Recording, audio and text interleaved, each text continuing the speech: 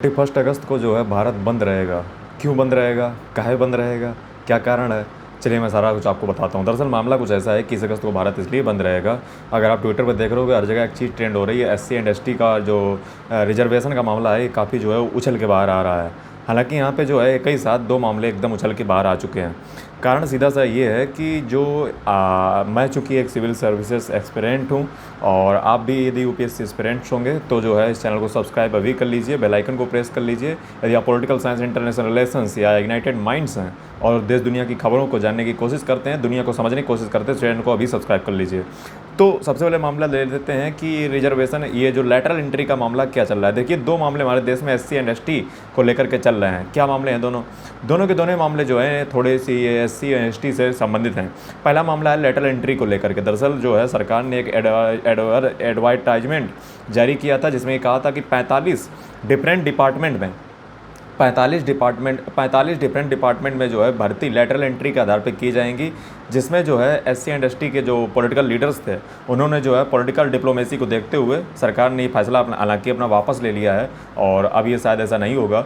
लेकिन ये दरअसल आखिर मामला उपजा कहाँ से। दरअसल लैटरल एंट्री का मतलब ये होता है कि आप जो है किसी भी व्यक्ति को, जैसे एक सिविल सर्विसेज जो एस्पिरेंट IAS बनते हैं उनको होता क्या है कि उनके पास वो एक जर्नलिस्ट होते हैं, स्पेशलिस्ट नहीं होते हैं। मैं आपको बता दूं, सरकार ने काम तो ये आज किया है, लेकिन मैंने 2 महीने पहले ही इस पर वीडियो बना दिया था। आप चाहें तो हमारे चैनल पर चले जाएँ, देख लीजिए जाकर के। मैंने वीडियो बनाया था, उसका टाइटल था स्टील फ्रेम हैज़ रस्टेड, जिसका मतलब था क्या स्टील फ्रेम आज दुनिया का, देश का बेकार हो चुका है। क्योंकि जो डॉक्टर सरदार वल्लभ भाई पटेल जी थे उन्होंने सिविल सर्विसेज को जो है स्टील फ्रेम कहा था, iron steel frame of the India. तो क्या स्टील फ्रेम वो रस्ट हो चुका है? इस पर मैंने एक वीडियो बनाया था, जर्नलिस्ट वर्सेस स्पेशलिस्ट। उसके बाद गवर्नमेंट ऑफ इंडिया ने जो है ये कुछ तरीका भी निकाला लैटरल एंट्री वाला। हालांकि लैटरल एंट्री अब हमारे देश में नहीं होगी और कोई भी जो है सिविल सर्विसेज, मतलब कोई भी जो है डिपार्टमेंट का जो सीनियर लेवल पे होता है, जैसे किसी भी डिपार्टमेंट का जो सीनियर लेवल होता है वहाँ पे होता क्या है कि IAS के पास जो है वो स्पेशलिस्ट नहीं होता है, वो जर्नलिस्ट होता है। तो उसको थोड़ा ज्ञान सबके बारे में पता होता है। लेकिन सरकार ने सोचा क्यों ना जो है उसमें हम जो सीनियर लेवल पे जो है वहाँ पे हम लैटरल एंट्री करा दें, यानी कि वहाँ पे कोई एग्जाम नहीं होगा। सीधा सा जो है हम किसी भी पब्लिक सेक्टर अंडरटेकिंग्स या किसी प्राइवेट सेक्टर से या किसी स्टेट गवर्नमेंट में जो व्यक्ति उस फील्ड का बेताज बादशाह होगा, यानी कि बिल्कुल एकदम एक्सपर्टीज उसके पास होगी, उसको जो है हम मेरिट के आधार पे जो है उसको अंदर ले लेंगे और लैटरल एंट्री के आधार पे जो है उसका प्रवेश हम जो है सिविल सीनियर लेवल पे करवा देंगे। लेकिन इसमें कंसर्न ये निकल के आया कि चलिए मान लीजिए आपने कर लिया, अंदर कर लिया, लेकिन इसमें SC और ST को तो कभी रिप्रेजेंटेशन मिलेगा ही नहीं। इससे जो सीनियर लेवल में जो कि 4 से 5% जो है जिसकी साझेदारी रहती है, यानी कि जो योगदान है SC एंड ST का 4 से 5 ही % है सीनियर में, और ये भी खत्म हो जाएगा। दरअसल ये मामला उपजा कहाँ से, लैटरल एंट्री का मामला आया कहाँ से, तो मैं आपको बता दूं कि 1966 में मोरारजी भाई देसाई की एक फर्स्ट ARC थी। फर्स्ट ARC जो है 1966 में मोरारजी भाई देसाई की चेयरमैनशिप में जो है पहला ARC गठित हुआ था, जिसने जो है एक ग्राउंड वर्क तैयार कर दिया था कि स्पेशलाइज्ड जो वर्क है वो सिविल सर्विसेज में नहीं देखने को मिलता है, क्योंकि सब जर्नलिस्ट होते हैं, सब GS पढ़ के आते हैं। तो इसलिए जो है स्पेशलिस्ट के दरकिनार स्पेशलिस्ट के लिए एक ग्राउंड वर्क खींच दिया था।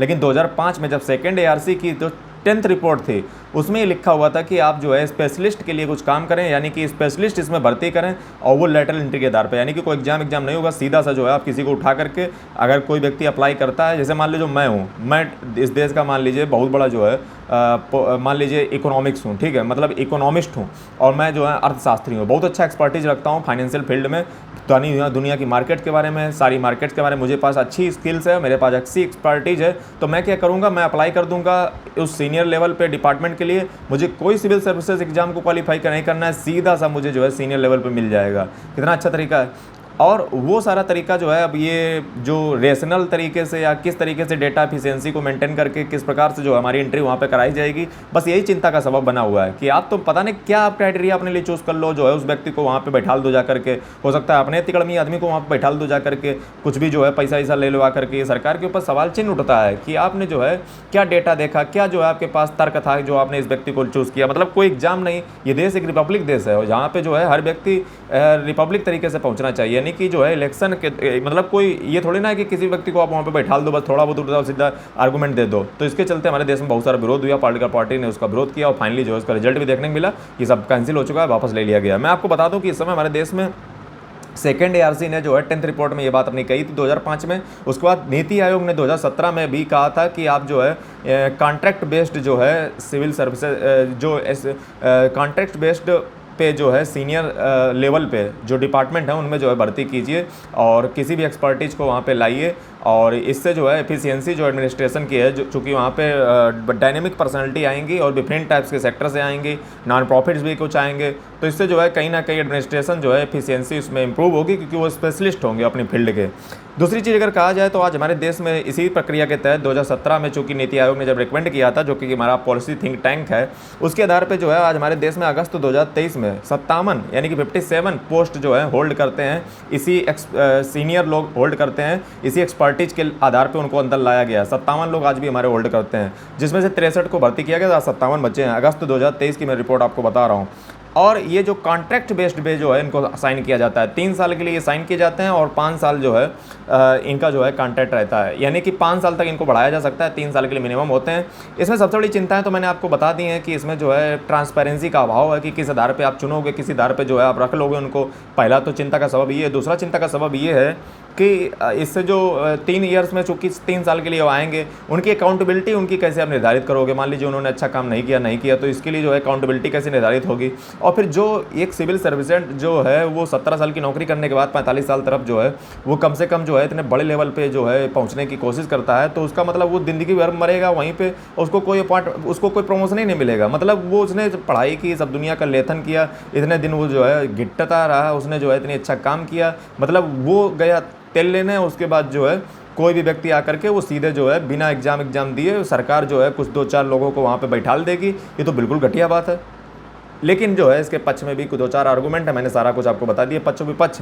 और 21 अगस्त को भारत क्यों बंद रहेगा, ये तो मामला चलो कैंसिल हो गया। 21 अगस्त को भारत इसलिए बंद रहेगा क्योंकि SC एंड ST के जो है अगर आप देखोगे तो चंद्रशेखर ऐसे नाम करके कोई MP हैं जिनको आप भली भांति जानते होगे, जो कि जो है मसीहा कहलाते हैं SC एंड ST के, ऐसा जो है जनता कहती है।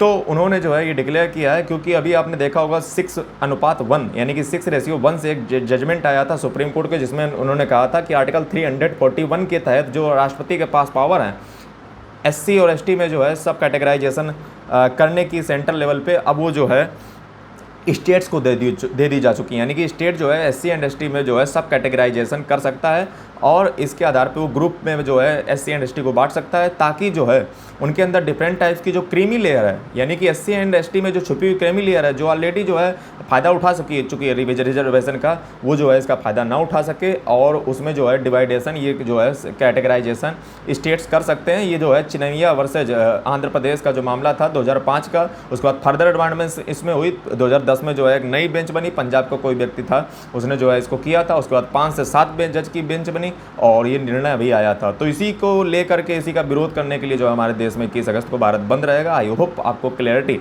मिल चुकी होगी। क्रीमी लेयर क्या होता है? क्रीमी लेयर का मतलब ये होता है कि SC एंड ST में जो व्यक्ति ऑलरेडी रिजर्वेशन का फायदा उठा करके एडवांस हो चुके हैं, यानी कि उनके पास अच्छा खासा पैसा आ चुका है, अब उनको क्या जरूरत है, अब उनको हटाइए, साइड कीजिए, उन लोगों को रिजर्वेशन दीजिए जिनको इनकी जरूरत है, ताकि वो भी जो है अपना फर्दर एडवांसमेंट कर सकें और जो सोशल जस्टिस हमारे देश में अफर्मेटिव एक्शंस के द्वारा इंश्योर हो चुके हैं।